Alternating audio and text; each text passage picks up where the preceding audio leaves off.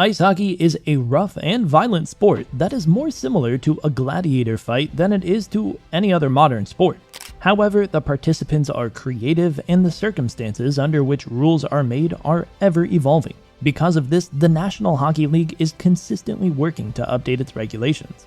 However, we have compiled a list of players in the NHL who were responsible for the most significant change in the rules. So, who are we talking about, and what rules did they change?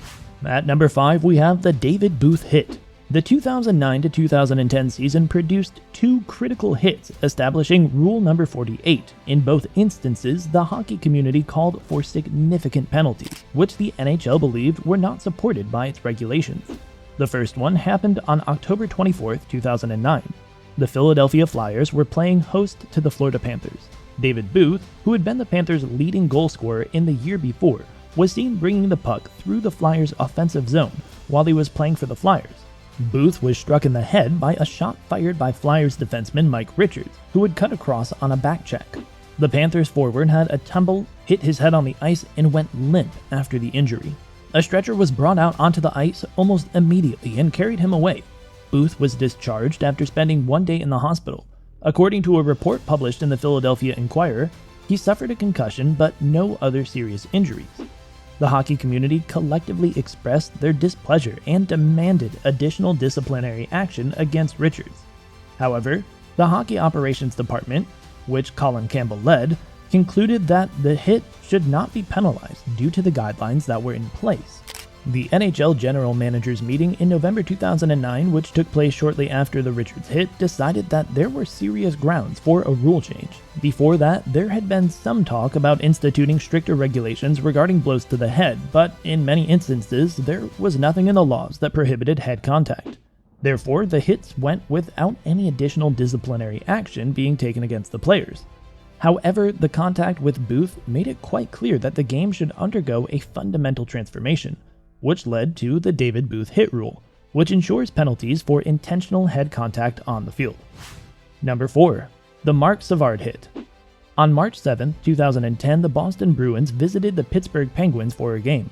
During the game, Boston center Marc Savard collected a pass high in the zone of the Penguins, and then quickly shot the puck in the direction of the net of the Penguins.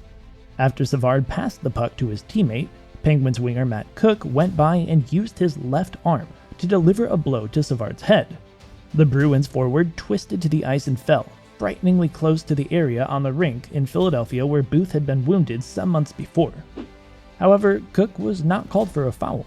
Another player was taken off the ice on a stretcher. This led to the general managers getting together once more.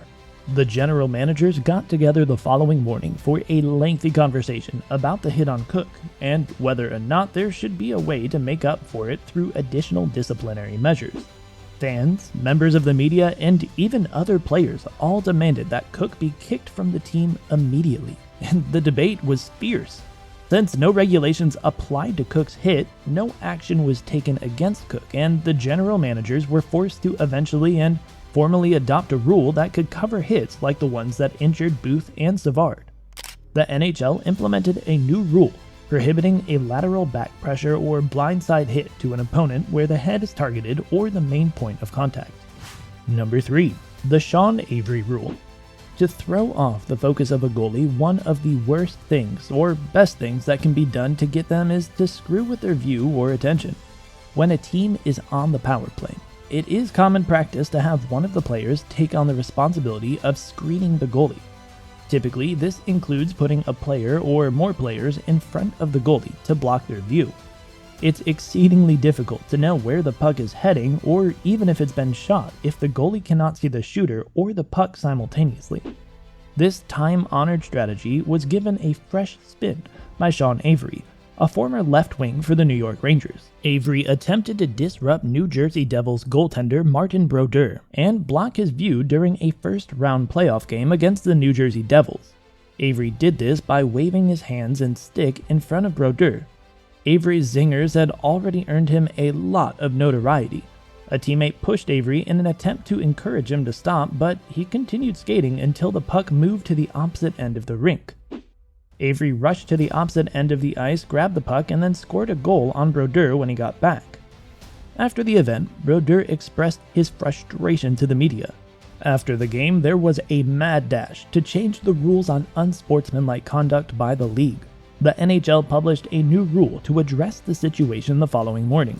It's called the Sean Avery Rule, and it states that it is against the rules for a player to stand before a goalie and wave their stick in the goaltender's face.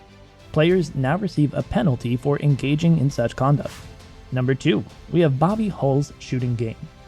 The speed of Bobby Hull's slap shot earned him a place in the Hockey Hall of Fame and made him a superstar in the National Hockey League throughout the 1960s and 1970s.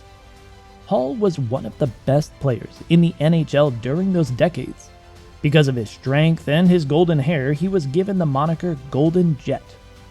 According to ESPN, Bobby Hull became the first player in the history of the National Hockey League to score more than 50 goals in a single season while playing for the Chicago Blackhawks, which he did 5 times during his stint with the Blackhawks. During the 1968 to 1969 season, he reached his career high point of 58.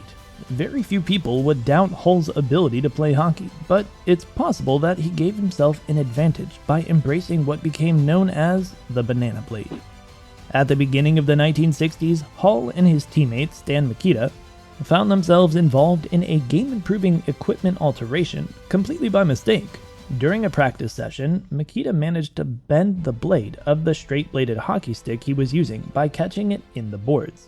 The changing room was far, therefore, rather than going out and obtaining a new stick, Mikita continued to train with the broken one and discovered that the deformity provided additional force. The puck not only sounded different, but it also acted different coming off that curved blade. The pucks came off at different angles and with more velocity than they would with a straight blade. Following this, Mikita and Hull began purposefully warping the hardwood blades of their sticks by soaking them in hot water and pressing them under their door jambs overnight. Everyone immediately recognized Hull's heightened speeds, estimated to be between 97 and 120 miles per hour, according to the New York Times. However, according to him, the advantage he acquired was because he was able to manage the puck in such a way that nobody understood what was going to happen. Goalies, most of whom did not wear masks when skating on the ice, were not happy about competing with the increased speed afforded by the bent sticks. The National Hockey League responded by implementing a rule that limited the curvature of the blade, which was soon dubbed the Bobby Hull Rule. Number 1. The Wayne Gretzky Rule. In 1985, the National Hockey League implemented 5 new rules, one of which was the NHL governor's decision to apply offsetting penalties. As a result of both sides adhering to this rule adjustment package, they avoided losing players in the event that coincidental penalties occurred while the play was in progress.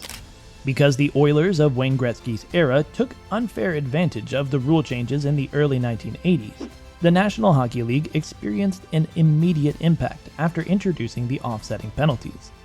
They could capitalize on the extra space on the ice and score multiple goals whenever they were pitted against the other team in a circumstance where they were playing 3-on-3 or 4-on-4 with them.